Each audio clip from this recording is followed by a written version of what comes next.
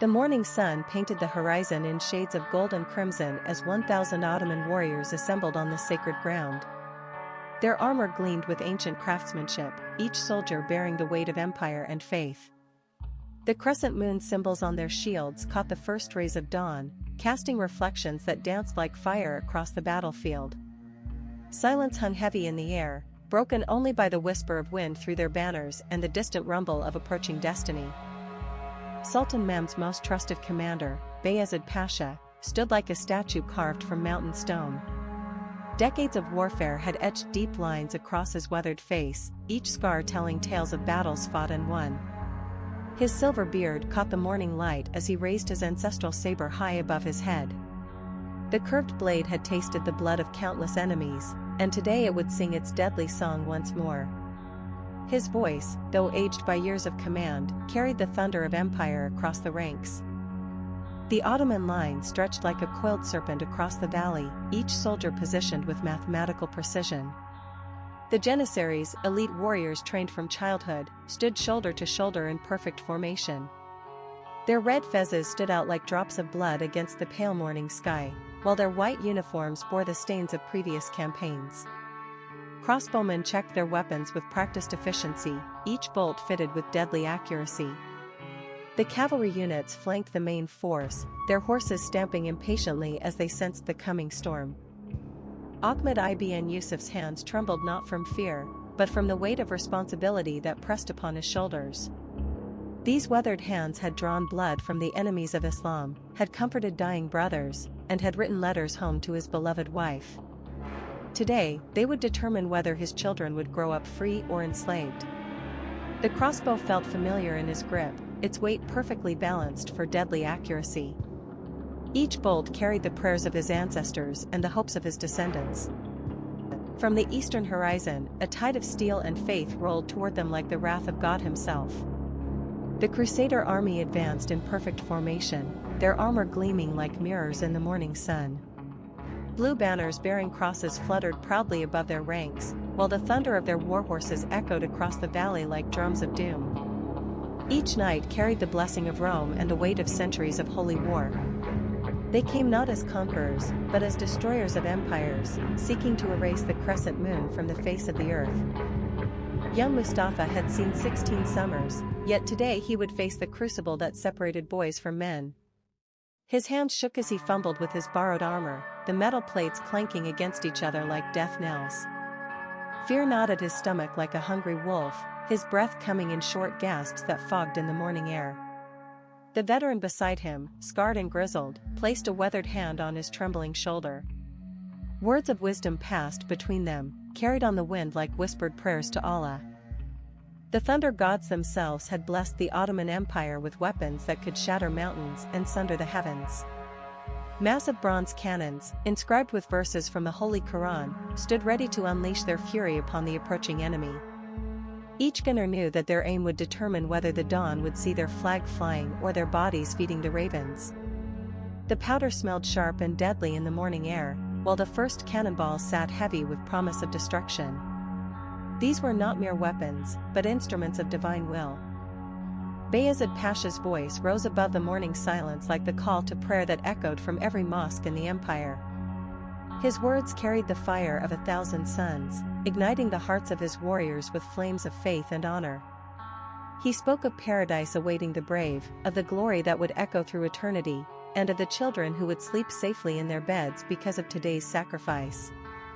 Each syllable was crafted like a sword blade, sharp and deadly, cutting through fear and doubt to reveal the steel core of Ottoman courage. In the moments before the storm broke, 1,000 voices rose in perfect harmony toward the heavens. The warriors of Islam knelt as one, their faces turned toward the sacred city of their faith. The words of the holy book flowed from their lips like honey, each verse a shield against the darkness that approached. Their weapons lay forgotten at their sides, for they knew that true strength came not from steel alone, but from the divine protection promised to those who fought in righteous cause. Even the morning wind seemed to pause in reverence to their devotion. The valley held its breath as two mighty forces poised like gladiators in the arena of fate.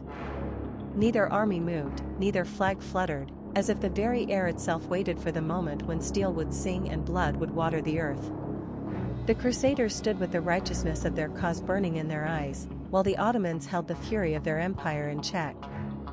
Somewhere in the space between them, history balanced on the edge of a sword, ready to fall toward whichever side proved most worthy of victory's crown. The moment that would echo through centuries arrived with a single word that tore from Bayezid Pasha's throat like a warrior's soul.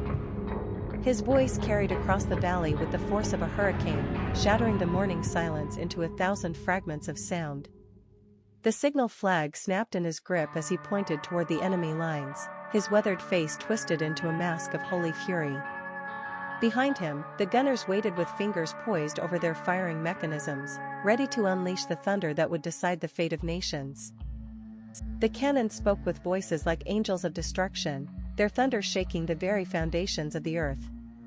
White smoke erupted from their bronze mouths like the breath of dragons, obscuring the morning sun in clouds of war. Cannonballs screamed through the air with deadly precision, each shot carrying the weight of empire and the prayers of the faithful. The ground trembled beneath the warriors' feet as if Allah himself had awakened from slumber, his mighty hand reaching down to guide the course of battle. This was not mere warfare, but divine intervention made manifest in steel and fire. The first volley struck the Crusader lines like the hammer of God himself, shattering their perfect formation into fragments of armor and broken dreams. Knights were lifted from their saddles as if by invisible hands, their bodies spinning through the air like broken dolls before crashing to earth. Horses screamed in terror and pain, their noble forms torn apart by cannonballs that passed through flesh and bone as easily as morning mist.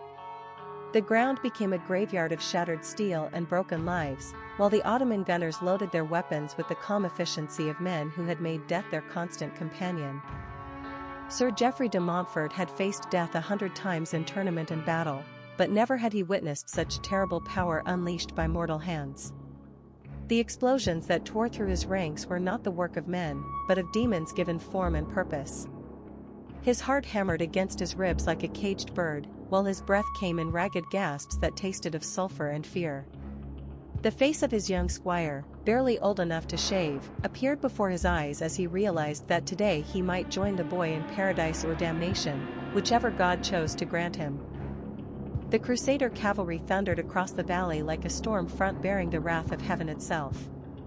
Their warhorses' hooves struck the earth with the rhythm of doom, while their lances gleamed like spears of light in the morning sun. Yet the Ottoman line held firm as the mountains of Anatolia, their shields locked in walls of bronze and steel that would not yield. Crossbowmen drew their weapons with mechanical precision, each bolt fitted with the skill born of countless battles. This was not the first time their empire had faced the fury of the West, and if Allah willed it, it would not be the last time they sent that fury back broken and bleeding. Hassan al-Rashid's world narrowed to the space between his eye and the target that thundered toward him across the blood-soaked ground.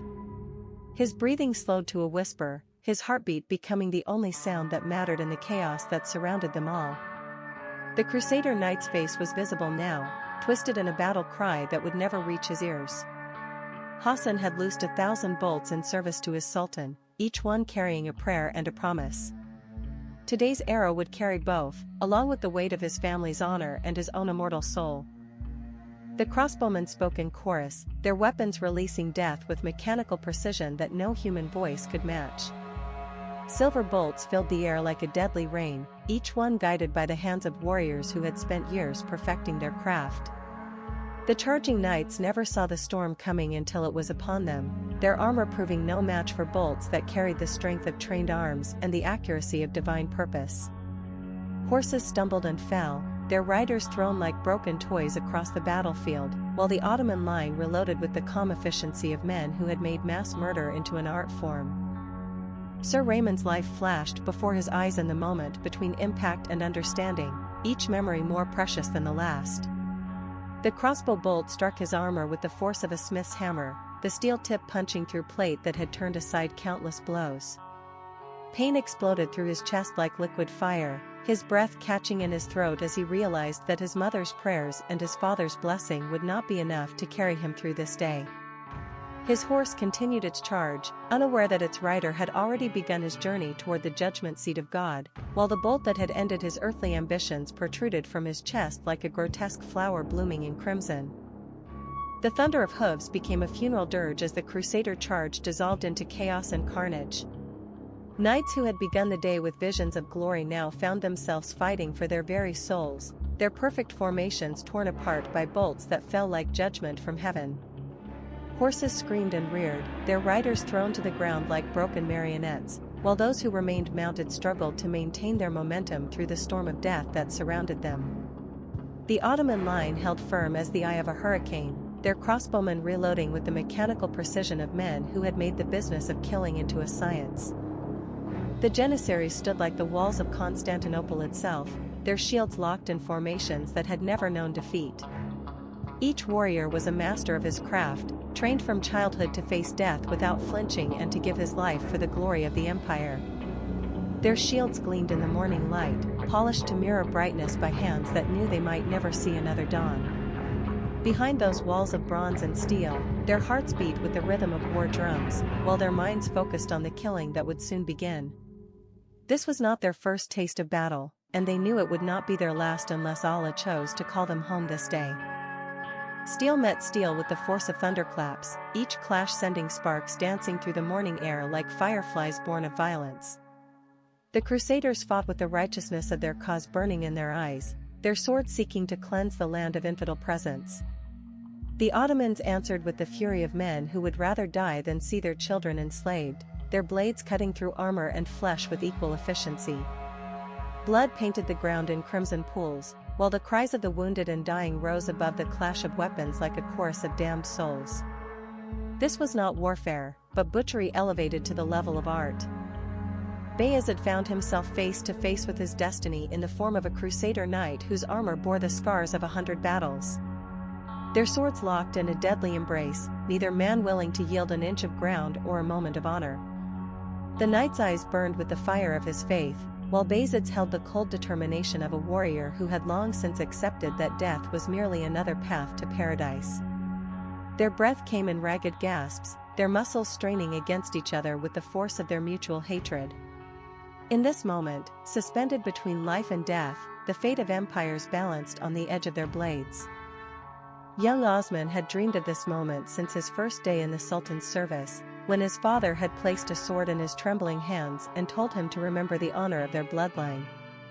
Now, surrounded by 3 crusader knights whose armor gleamed like mirrors in the morning sun, he felt the fire of his ancestors burning in his veins. His sword rose and fell with the rhythm of his heartbeat, each stroke carrying the weight of his family's name and his own immortal soul. Blood spattered across his face like the kiss of victory, while his eyes blazed with the fury of a young lion defending his pride. Death might claim him this day, but it would not claim him easily.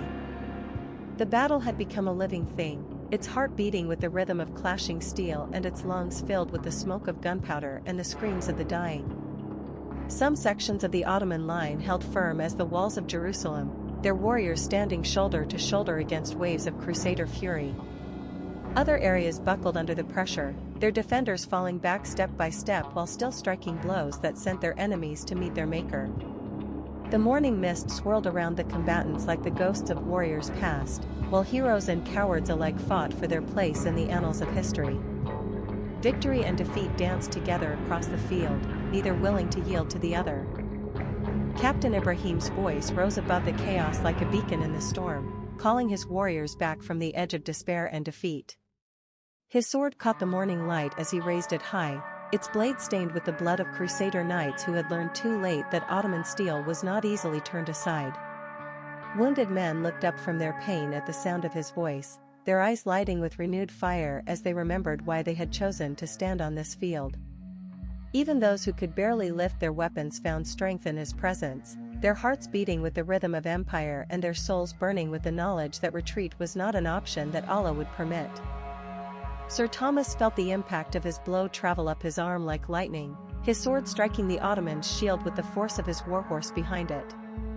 The shield held, its bronze surface denting but not breaking under the assault, while sparks flew like fire from a forge.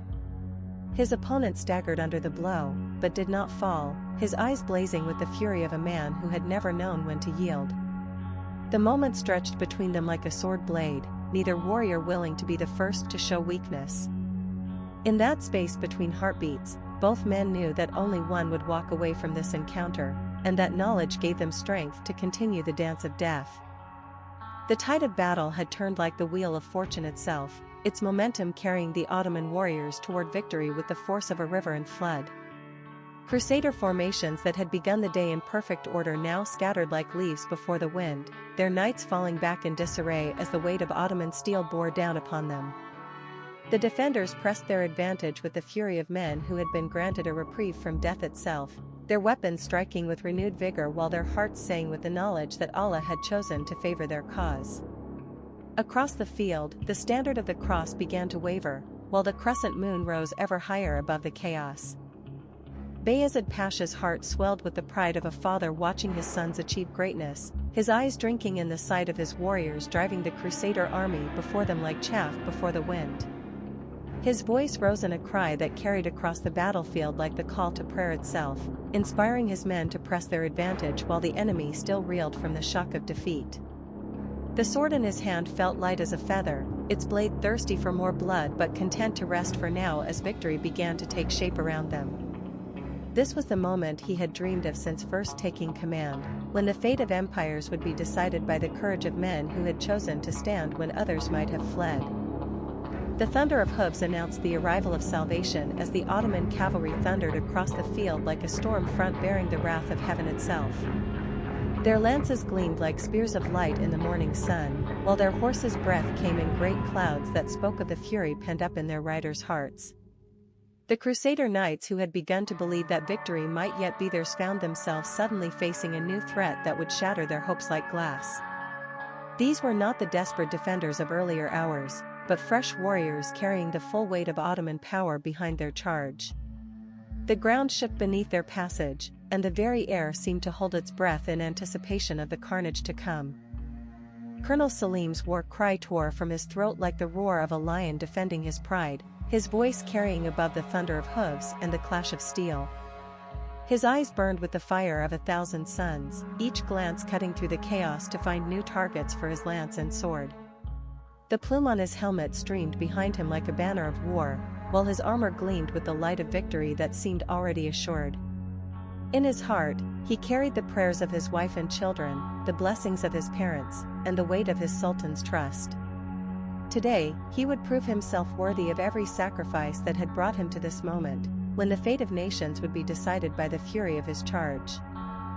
The collision between Ottoman cavalry and Crusader infantry struck the battlefield like the meeting of ocean waves and rocky shore, sending spray of blood and bone flying in all directions. Lances shattered like kindling against armor that had been crafted to withstand such assaults, while warriors were lifted from their saddles and thrown to the ground like broken dolls. Horses screamed and reared, their riders struggling to maintain control as the carefully planned formations of both armies dissolved into chaos and carnage. The ground became a killing field where heroes and cowards alike met their fate, while the air filled with the sounds of dying men and the clash of weapons that would echo through eternity. Sir William's world ended in a moment of perfect clarity, his eyes wide with the terror of a man who had suddenly understood that his faith and courage would not be enough to save him from the fate that now bore down upon him. The Ottoman cavalryman's face loomed before him like the visage of death itself, his eyes burning with the fury of a warrior who had never known defeat. William's sword lay forgotten at his side, his hands too numb with fear to lift it in defense of the cause that had brought him so far from home. In that final moment, he thought not of glory or honor, but of his mother's face and the warmth of her embrace, knowing that he would never feel it again. The Crusader army that had begun the day with such confidence and righteous fury now scattered across the valley like autumn leaves before the wind. Their knights who had marched to battle with visions of glory now fled with the desperation of men who had glimpsed the face of defeat and found it wearing the features of their own mortality. Behind them came the Ottoman warriors, their weapons still thirsty for blood and their hearts burning with the knowledge that today they had achieved something that would echo through the ages. The ground was littered with the broken remnants of Crusader pride, while the air filled with the sounds of pursuit and the screams of those who would not live to see another sunset. Bayezid Pasha allowed himself a moment of satisfaction as he watched the Crusader army dissolve into chaos and flight, their carefully planned campaign ending in the dust and blood of defeat. His sword hung ready at his side, but his eyes spoke of a warrior who had already won the victory that would define his legacy. The weight of command lifted from his shoulders like a burden finally set aside, while his heart swelled with pride for the men who had followed him into the jaws of death and emerged victorious. In this moment, he was not merely a general or a servant of the Sultan, but a man who had helped to shape the destiny of empires with his own two hands. Even in the aftermath of victory, when the ground ran red with the blood of their enemies, the Ottoman warriors did not forget the bonds that made them brothers in arms. Wounded men were lifted from the field with the same care that mothers showed their children, their pain eased by hands that had moments before been instruments of death. The cries of the dying were answered with prayers and comfort, while those who could walk helped those who could not. In this space between battle and peace, the true character of the empire revealed itself not in the fury of conquest, but in the compassion of men who understood that victory without honor was merely another form of defeat. The silence that followed the thunder of battle was perhaps the most profound sound of all, broken only by the groans of the wounded and the whispered prayers of the dying. The Ottoman warriors stood among the fallen like statues carved from the very stone of their homeland, their weapons still ready but their hearts heavy with the knowledge that victory always came at a price. The banners that had guided them through the storm of steel now fluttered in the morning breeze like the wings of angels bearing witness to their triumph. Across the field, the bodies of friend and foe alike lay scattered like flowers after a storm, each one carrying the dreams and fears of families who would never know how their loved ones had met their end. Young Mustafa's hands trembled as he finally allowed his weapon to fall to his side, the weight of it suddenly seeming unbearable after hours of gripping it with white-knuckled determination. His face was streaked with sweat and blood, some of it his own and much of it belonging to men who had died with his name on their lips. The exhaustion that settled into his bones was deeper than mere physical fatigue, reaching into his soul with the weight of lives taken and the knowledge that he had crossed a threshold from which there could be no return. In his eyes, the boy who had left home that morning had died alongside the Crusader knights, replaced by a man who carried the scars of battle both visible and hidden. Bayezid Pasha stood like a prophet atop the mountain of victory, his eyes surveying the field where so much blood had been spilled in service to empire and faith. Pride swelled in his chest at the sight of his warriors standing victorious, their weapons still gleaming with the evidence of their triumph. Yet sorrow weighed equally heavy in his heart as he counted the cost of the day's glory, knowing that each empty space in his ranks represented a family that would never again hear the voice of their son or brother. The Crusader army retreated beyond the horizon like a storm that had finally spent its fury, leaving behind only the echoes of their holy war and the question of whether this victory would be enough to turn back the tide of Western ambition. The true measure of victory revealed itself not in the bodies of the defeated, but in the empty spaces left among the living where brave men had once stood shoulder to shoulder. Captain Ibrahim moved among his warriors with the care of a shepherd tending his flock, his hands gentle as he checked bandages and his voice soft as he offered comfort to those whose wounds would never fully heal. Each casualty list was a litany of loss that would echo through families across the empire, while each life saved was a small triumph against the darkness that war brought to all who witnessed its fury. The morning light seemed dimmer now, as if the sun itself mourned the price that had been paid for this day's glory. Even as the echoes of battle faded into memory, the Ottoman warriors did not allow themselves the luxury of complete celebration. Discipline that had been forged in the crucible of countless campaigns drove them to secure their victory with the same precision they had shown in achieving it. Groups moved across the field with military efficiency, establishing defensive positions that would protect them from any attempt at revenge by the retreating Crusaders. The wounded were gathered and tended with the same care that had been shown to their weapons, while the dead were prepared for the journey to whatever paradise awaited those who had given their lives in service to the crescent moon. Victory was sweet, but vigilance remained their constant companion. Bayezid Pasha's hands moved across the parchment with the same precision they had shown in directing the battle itself, each word carefully chosen to convey the magnitude of what had been accomplished on this field. The ink mixed with blood on his fingers, a reminder that victory was not merely an academic exercise but a human achievement bought with the coin of courage and paid for in the currency of lives. His report would carry across the empire like the wings of messenger birds, carrying news that would either inspire hope or deepen fear depending on which side received it. Every casualty was recorded with the respect due to men who had chosen to face death rather than retreat, while every tactical success was noted as evidence that Allah continued to favor the Ottoman cause. The simple act of sharing bread and water took on the sacred quality of communion as the Ottoman warriors gathered in small groups to tend to their physical needs after the spiritual ordeal they had endured. Hands that had moments before been instruments of death now reached out to help brothers who needed support, while eyes that had stared into the face of their own mortality now sought comfort in the familiar faces of comrades who had stood beside them through the storm. The bread tasted of victory and the water carried the sweetness of life itself, each bite and sip a reminder that they had emerged from the crucible of battle not merely alive, but victorious. In this moment of shared humanity, the bonds that made them an army became the bonds that made them family. As the sun climbed higher in the sky, painting the battlefield in shades of gold and crimson, the Ottoman army began the careful process of withdrawing from the field where they had achieved immortality. Their columns moved with the same precision that had carried them to victory, each unit maintaining formation while carrying their wounded and honoring their dead. The landscape they left behind bore the scars of their triumph, the ground forever marked by the evidence of their courage and the price they had paid for empire. Yet even in retreat, they remained a force to be reckoned with, their discipline and organization a testament to the strength of an empire that had learned to turn defeat into victory and victory into legend.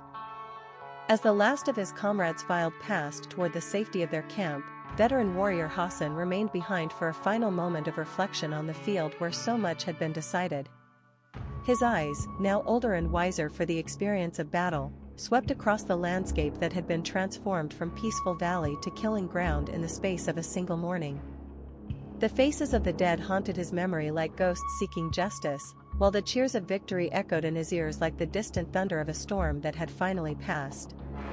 Somewhere in the distance, new challenges awaited, but for now he allowed himself the luxury of remembering that today, at least, they had proven that the crescent moon would not be extinguished by the cross, and that some stands were worth the price of victory.